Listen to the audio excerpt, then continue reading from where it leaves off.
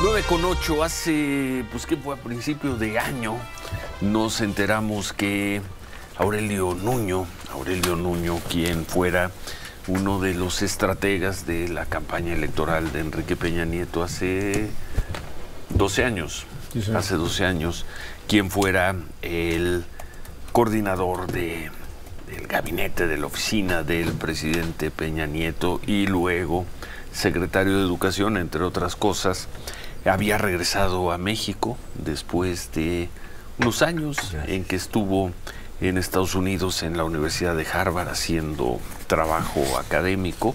Nos enteramos en esa entrevista con Joaquín López Dóriga. Él explicó muy bien las razones por las que estaba de regreso en su país, con su familia, y dejó un poco en el aire la posibilidad de poder regresar plenamente a la política, concretamente buscar una candidatura. Pero eso fue a principio de año, creo que fue la primera o la segunda semana del año. Después vimos a Aurelio en la lista de candidatos, Manuel. Candidatos a diputados federales plurinominales por parte del PRI, por lo pronto, ¿no? Los candidatos han ido dando así. Como parte de esa alianza opositora, y le dijimos a Aurelio, vente a platicar con nosotros, porque hay mucha, bueno, siempre hay mucha agenda que platicar contigo, Aurelio Nuño, pero finalmente tomaste esa decisión y estás no solo de regreso a México, sino que estás de regreso en la actividad pública y estás en una lista como precandidato, como candidato a una diputación. Bienvenido, Aurelio, buen día. Muchas gracias, Ciro, muy buenos días, Manuel. Bienvenido, Aurelio. Encantado de estar aquí con ustedes. Muchísimas gracias por la invitación. Algo más sobre en donde nos quedamos con aquella charla de Joaquín, que fue la primera semana de diciembre, los primeros días semanas del año. Muy cuidadoso todavía con el tema de la candidatura. Bueno, pero yo estoy muy contento, Ciro, estoy muy agradecido con el presidente de mi partido, con Alejandro Moreno, con mi partido, el PRI, por darme esta oportunidad, y estoy muy contento de poder estar en esta candidatura, seguro de que llegaremos al Congreso y desde ahí poder contribuir a construir las instituciones del México del siglo XXI. Por la posición en la que te encuentras para llegar, para que tú llegues a ser diputado, van a necesitar una votación superior al 40%, Aurelio, 38, 40%. Yo estoy muy optimista, sí. Yo estoy muy optimista.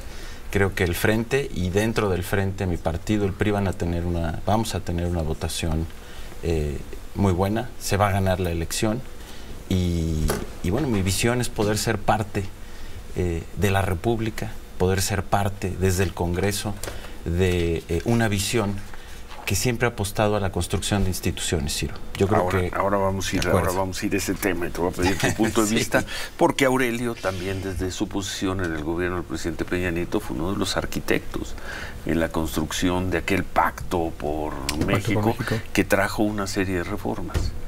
Algunas de ellas que fueron aprobadas en su momento en el 2013. Fueron 13 totales, ¿no? Sí, 13 así es, 13 reformas estructurales, algunas de ellas fueron dinamitadas por este gobierno. Pero antes de eso, Aurelio, a ver, porque tú también participaste en la campaña de José Antonio Meade. Nosotros hacemos una cuenta. En quizá el peor escenario electoral posible, que fue el que tuvieron hace 6 años, por muchas razones, por muchas razones. Entre otras por el ascenso, por el momento que se estaba dando favorable para Andrés Manuel López Obrador, bien trabajado por él, bien ganado por él, pero en el peor momento, números cerrados, José Antonio Meade tuvo 17% de los votos y Ricardo Anaya 22% de los votos. Si agregamos los decimales, sumaron 40% de los votos. Lejísimos del López Obrador. López Obrador tuvo 53, Anaya 22, 17, pero esos 17 más 22 más decimales es 40%, en el peor momento posible, que fue el 18. Nosotros lo hemos dicho aquí en muchas ocasiones. ¿Qué tienen que hacer el PRI y el PAN? Y súmale el PRD, Xóchitl Gálvez, Santiago Taboada y demás candidatos, para no alcanzar al menos ese 40% de votos? Aurelio, de entrada, ¿qué tienen que hacer? Hoy el momento es infinitamente más favorable para ustedes que hace 6 años. Estamos en un momento muy distinto, Ciro. Y eso de lo que hablas es un piso, y un piso que estoy seguro, la votación va a ser muy superior a ello. Bueno, si lo tomamos como piso, que por cierto todavía no lo alcanzamos a ver en algunas encuestas, no. Sí que sí ponen en 38, 39% la suma PAN-PRI, pues estaríamos pensando en que una campaña exitosa que te suba 2 o 3 puntos, que le reste al adversario 2 o 3 puntos, te pone en competencia plena, Aurelio. Estamos en competencia plena. En este momento ya estamos en competencia plena y todavía no arranca formalmente las campañas, que es además el tramo en donde vienen las grandes definiciones. Te venía escuchando en el camino, claramente el proceso y las campañas empiezan mucho antes, pero estos siguientes 3 meses, que es cuando empiezan oficialmente las campañas, es también cuando la población en su totalidad, poco a poco se empieza a volcar en las campañas y empieza a poner más atención en las campañas. Y eso además se va acelerando en las últimas semanas, o sea, las últimas 6 semanas se vuelven clave. Entonces, creo que el análisis que haces es muy correcto, ahí hay un piso. Es que sí, hace 6 años estábamos en una circunstancia muy distinta de la que estamos actualmente. Hoy se está ya en una posición plenamente competitiva y viene lo mejor. No. Viene lo mejor tiene que ser ¿qué, Aurelio? ¿Qué campaña ves? Para que llegue eso, para que llegue lo mejor. No, pues una campaña, como creo que se está construyendo, una campaña que muestre una idea de país distinta a lo que tenemos hoy, que muestre que México puede ser un país triunfante, que México es un país con una energía brutal, que México es un país que puede vivir en paz, que México es un país en donde cada mexicana y cada mexicano pueda vivir la vida que quiere vivir. Hoy eso no sucede.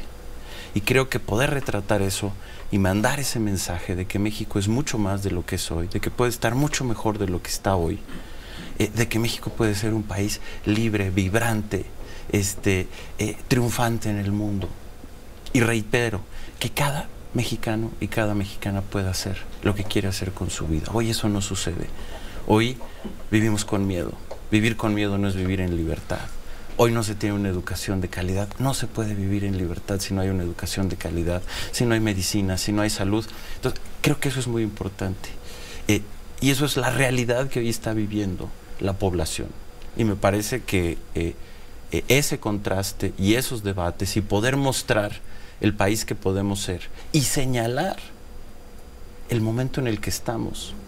Precisamente hablabas de hace 6 años. Hace 6 años el presidente de la República, el licenciado Andrés Manuel López Obrador, arrasó. Arrasó, ganó una elección democrática. Creo que en eso el mensaje de ayer es muy importante. Por eso las instituciones democráticas son tan importantes. Arrasó. Ya pasaron 6 años. Hoy se puede hacer un balance del gobierno. Y el balance del gobierno, rubro por rubro, es un gobierno que en gran medida ha fracasado, Ciro.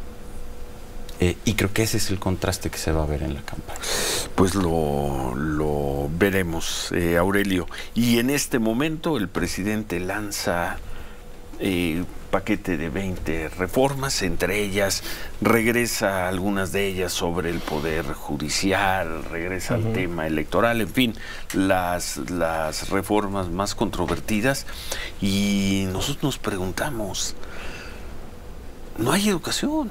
La reforma educativa se da por perdida, Aurelio, o ellos la dan por ganada. Por ganada, claro. Por ganada. Porque no hay modificación a la educación, ¿no? Entre otras cosas, lo que fueron los logros de ustedes, como generación política de ustedes en el poder, fueron totalmente barridos por este gobierno. Tú eres un especialista en tema educativo. ¿Qué queda hoy de la educación? ¿En qué situación está hoy la educación del país? Tú la mides, tú la trabajas, tú conoces el tema. Desafortunadamente, estamos en uno de los peores momentos que ha tenido el sistema educativo, Ciro y Manuel. El presidente dice, pero ya no están los maestros protestando en las calles. Pues precisamente porque regresaron el control del sistema educativo a los líderes sindicales, no se están manifestando, Ciro. A los 2 grandes sindicatos. Sí, así es, Ciro.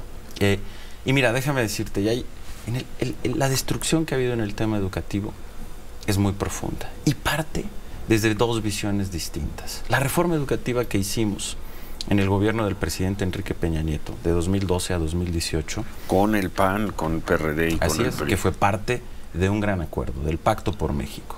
Que fíjate lo importante, hoy que vivimos momentos de polarización, momentos de discordia, de enfrentamiento, en donde además de manera muy grave hay un discurso en donde se habla del pueblo. ¿Quién es el pueblo? Pues quienes están con Morena. Y quienes no están con Morena son los enemigos del pueblo.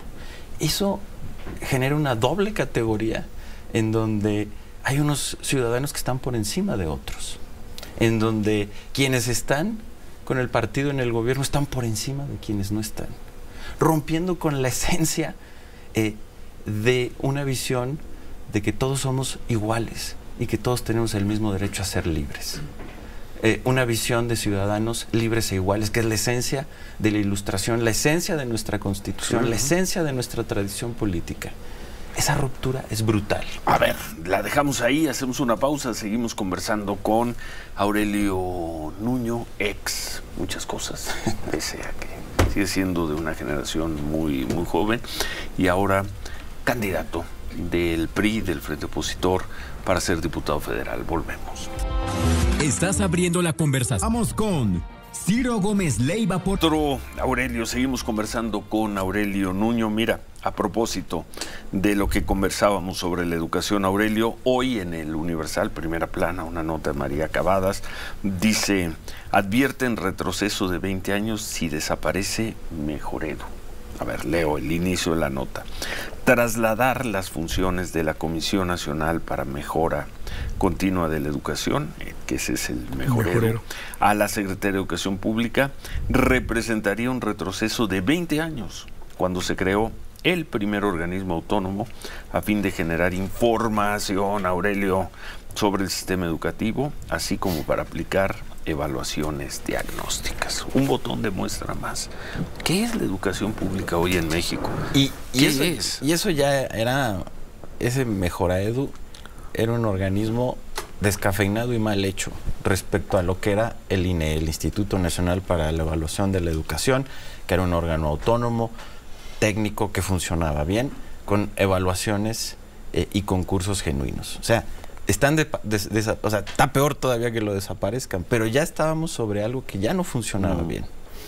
Déjame regresar, Ciro, a lo que estábamos antes del corte. Sí. Esta visión en donde quienes están conmigo son el pueblo y quienes no están conmigo no son el pueblo, y genera dos categorías de ciudadanos, lo cual es terrible y que rompe con la esencia de la libertad y con la esencia de la igualdad, que es la esencia de la construcción, de la Ilustración, de la que viene la cultura de México, nuestra Constitución, social, pues por supuesto, ciudadanos iguales y libres. Bueno, en educación, para entrar al tema, esas visiones se contraponen. El modelo educativo que nosotros construimos tenía como título Educar para la libertad y la creatividad. Y ese era el sentido de la reforma educativa que hicimos. Que los niños y los jóvenes pudieran tener y desarrollar las habilidades cognitivas, socioemocionales y tener los conocimientos que les permitieran tener una vida libre, una vida autónoma en el contexto en el que hoy estamos, que es un contexto de un mundo con el cambio tecnológico, globalizado, en donde particularmente quienes menos tienen, quienes vienen de las familias más marginadas, más necesitan una escuela de calidad y maestros de calidad en donde tengan esas herramientas para genuinamente ser libres. Y esa visión de educar para la libertad y la creatividad es una visión totalmente distinta a la que ha tenido este gobierno, que es una visión de educar para la dominación. Y déjame empezar... ¿Cómo que educar para la dominación? Sí, educar para que... La esencia no es educar para la libertad, es educar para dominar, para controlar, para ejercer el poder, no para que cada persona pueda elegir su vida y vivir de manera autónoma y crítica como quiere vivir. Hay un gran desprecio en este gobierno por el individuo. No solamente hay este doble discurso de quien está conmigo es pueblo y el que no, no lo es. Hay además una visión homogénea, el pueblo es igual. No, el pueblo somos todos, número uno. Y la sociedad. Y número todos. dos, sí, somos ciudadanos. Mexicanas y mexicanos. Sí. El pueblo es de carne y hueso, tiene nombre y apellido. Tiene cada uno sus propias aspiraciones, su propia visión, sus propios problemas, sus propios retos. Y se borra el individuo. En el sistema educativo actual se borra el individuo, se borra esa importancia de la pluralidad, de que cada quien pueda construir la vida que quiere construir. No, todos iguales. Todos iguales, pero los que están conmigo son pueblo y los que no son enemigos. Esa misma visión está trasladada al sistema educativo, que además ha sido muy mal manejado. Y déjenme empezar con algunas cifras que van dando este contraste, que además nos regresan, ahí dice 20 años, yo creo que nos regresan muchos más años, Ciro. Y déjame empezar por lo más elemental, que es la cobertura. Si un éxito tuvo el sistema educativo mexicano durante el siglo XX y principios del siglo XXI, fue que con mucho esfuerzo se logró una gran cobertura. La gran utopía de José Vasconcelos, el fundador de la Secretaría de Educación Pública en 1921, cuando Álvaro Obregón hace un siglo era presidente, era que en cada rincón del país hubiera un maestro y una escuela. Y eso se logró muchos años después. Pero cada gobierno, desde los años 20 del siglo pasado, hace 100 años, cada gobierno de este país algo aportó para aumentar las coberturas educativas. Todos, ininterrumpidamente. Ininterrumpidamente. Nos tardamos más de lo que nos hubiera gustado. Cuando Torres Bodet fue secretario de Educación por segunda vez, con el presidente López Mateos, se hizo el famoso plan de los 11 años. Que la idea era que en 11 años, esto se hace a finales de los 50, a principios de los años 60 del siglo pasado, que 11 años después hubiera cobertura universal de primaria, o sea, a principios de los años 70. Se logró en los años 80, por cierto con un gobierno priista, pero se logró la cobertura universal de educación primaria. Después finalmente logramos la cobertura universal, es decir, que el 100% de los niños fueran a la escuela en primaria. En secundaria se logró en 2015, durante el gobierno del presidente Enrique Peña Nieto. En 2018, cuando dejamos el gobierno, había una cobertura de 85% en el bachillerato. Fíjate, cuando llegamos al gobierno en 2012 era de 64%, se aumentaron 21 puntos de cobertura en el bachillerato. Más de 2 millones de jóvenes se sumaron a la educación media superior. ¿Y hoy? Hoy, por primera vez, Ciro, por primera vez en 100 años, tenemos un gobierno que en lugar de sumar a la cobertura, ha retrocedido. Hoy hay, Manuel y Ciro, 1,5 millones menos de estudiantes en las aulas de los que había en 2018. Y la población ha crecido. 1,5 millones es muchísimo, es la población completa de León, Guanajuato. 1,5 millones, medio millón en preescolar, menos que en 2018. Más de 600,000 niños menos en primaria que en 2018, 250,000 menos en secundaria y 250,000 menos en el bachillerato. Eso es dramático. En 2024 difícilmente se puede acreditar esos números a la pandemia. Difícilmente. Que se dio hace 4, hace 3 años. Y además, porque si ves las cifras, Ciro, empieza a caer la matrícula antes de la pandemia. ¿Y sabes por qué empieza a caer? Por parte de la destrucción institucional que ha hecho este gobierno y de manera muy concreta con un programa que su desaparición ha dañado a muchos de las mexicanas y los mexicanos más marginados, que era el programa de Prospera. El programa de Prospera, que inició como Progresa y luego fue Oportunidades, fueron variantes, que inició, por cierto, también en un gobierno priista, en el gobierno del presidente Zedillo, daba recursos económicos a las familias más marginadas, que sus hijos estuvieran en la escuela. Y eso fue un gran empujón para que subieran las coberturas educativas. ¿Por qué? Porque en el caso de las familias más marginadas, Ciro, desafortunadamente, en muchas ocasiones los niños y los jóvenes tenían que trabajar para apoyar el gasto familiar en lugar de ir a la escuela. Este programa lo que hacía es que daba recursos a las familias que les permitía estabilizar y podían ir a cambio de eso los niños y los jóvenes a la escuela en lugar de trabajar. En el momento en que se quitó ese programa, en los sectores más marginados del país empezó a caer la cobertura. ¿Por qué? Porque esos niños y esos jóvenes, en lugar de estar en las escuelas, volvieron a trabajar. Eso es dramático. Claro, después con la pandemia este problema se aceleró Y por eso tenemos estas cifras. Pero empieza antes y empieza por un problema que no es de la pandemia. Además, la pandemia ya acabó y ahí sigue. ¿Qué, Aurelio? ¿Y ante eso qué? Bueno, ustedes hicieron una reforma educativa. Sí. La reforma educativa fue dinamitada por este gobierno. Sí. Vamos a suponer que se dieran las condiciones y ganara Xóchitl Gálvez la presidencia, que ustedes tuvieran mayoría. Creo que es ingenuo suponer que la oposición va a tener una mayoría calificada el próximo sexenio. Va a ser muy, muy difícil de pensar eso. Pero aún ganando la presidencia, aún teniendo una mayoría simple en el Congreso, ¿qué con la educación? Por tocar el tema de educación, contigo nos podríamos seguir a 10 temas más. Claro. Sí, sí, pero nada más en el tema de la educación. No, pues tiene que haber una reconstrucción, porque esto que les decía de las coberturas, que es dramático, es apenas la punta del iceberg del problema educativo que tenemos hoy, Ciro. Hay un problema junto con él muy profundo y que es un problema que lleva muchos años en el sistema educativo y es la calidad. O sea, el sistema educativo había logrado la cobertura. Ahora, por primera vez, perdemos cobertura. Pero el gran reto, o sea, si el gran reto del siglo XX fue la cobertura, el gran reto del siglo XXI era la calidad. Y ese era el foco y la esencia de la reforma educativa, educación de calidad para poder vivir en libertad. Calidad es que la escuela te sirva para algo más que medio aprender a escribir y a leer. Que aprendas bien. Que aprendas. Que aprendas. Eso es calidad. Calidad quiere decir que un niño aprenda bien el dominio del lenguaje español, que domine las matemáticas, que tenga una base de pensamiento científico, de pensamiento. Eso es la calidad. Luego dicen, ¿qué es la calidad? No, la calidad es que los niños y los jóvenes aprendan en las aulas. ¿Que aprendan qué? Pues los conocimientos esenciales del mundo que les toca vivir. Para seguir avanzando. Para seguir avanzando. No todo, hay conocimientos que son milenarios.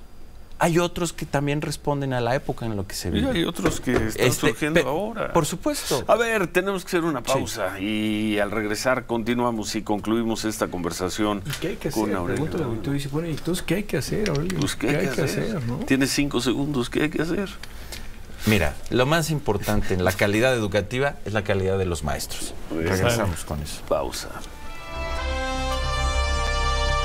Conclusión, Aurelio Nuño, y ante todo esto que has dicho de educación, ojalá más adelante, y además cuando ya se puedan hacer propuestas, regreses. Encantado, Ciro. Antes de la elección para tocar otros temas.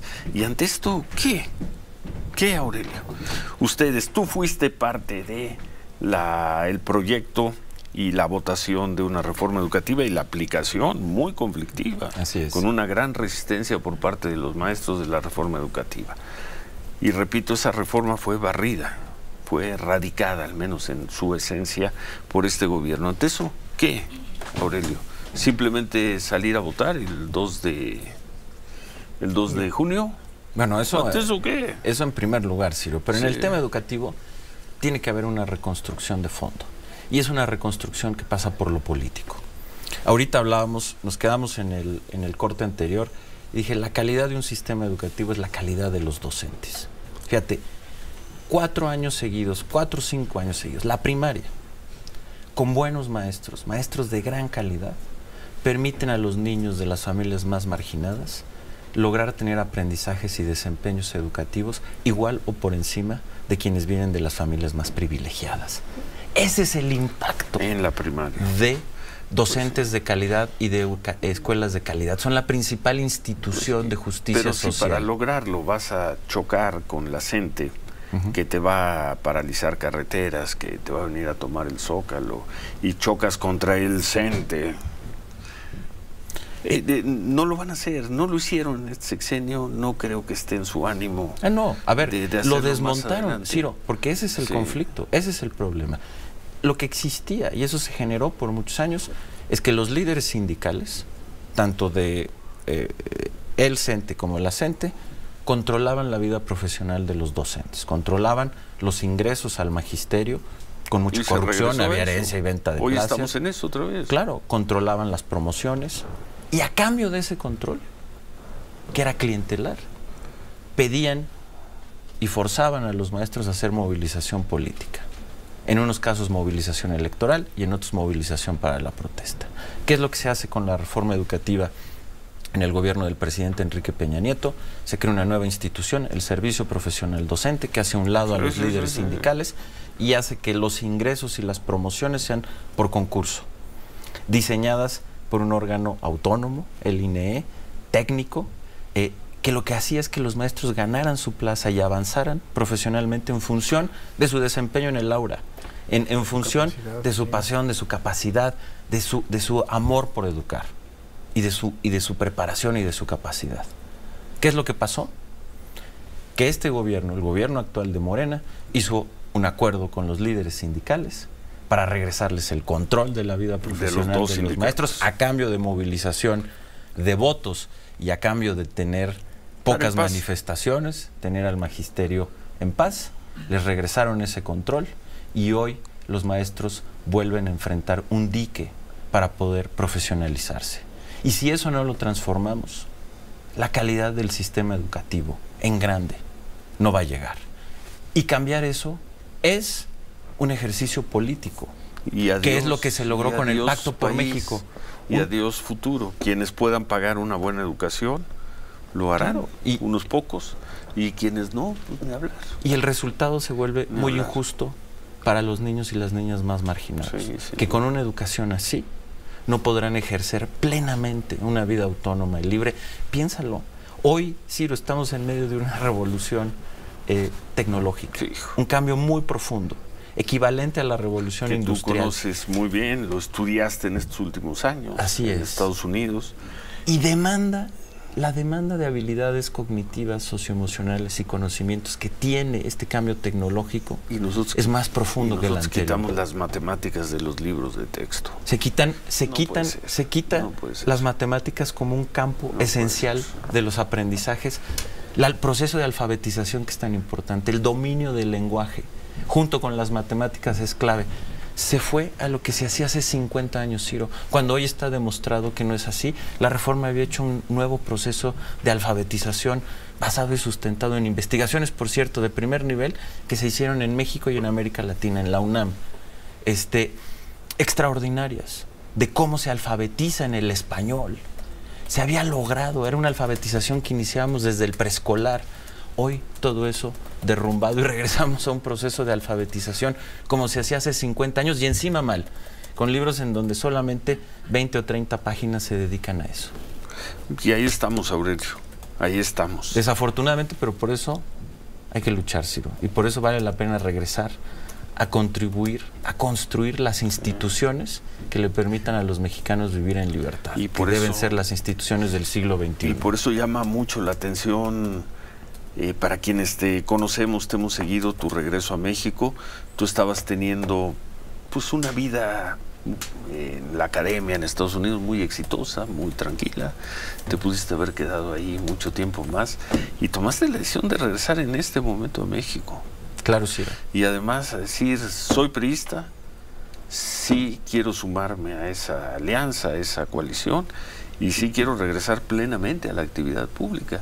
Y la posibilidad de regresar a la actividad pública se da por lo pronto en una candidatura a diputado, y aquí estás. Así es, tu biografía. Tú podías estar hoy, esta mañana, dando un curso, una plática en Harvard.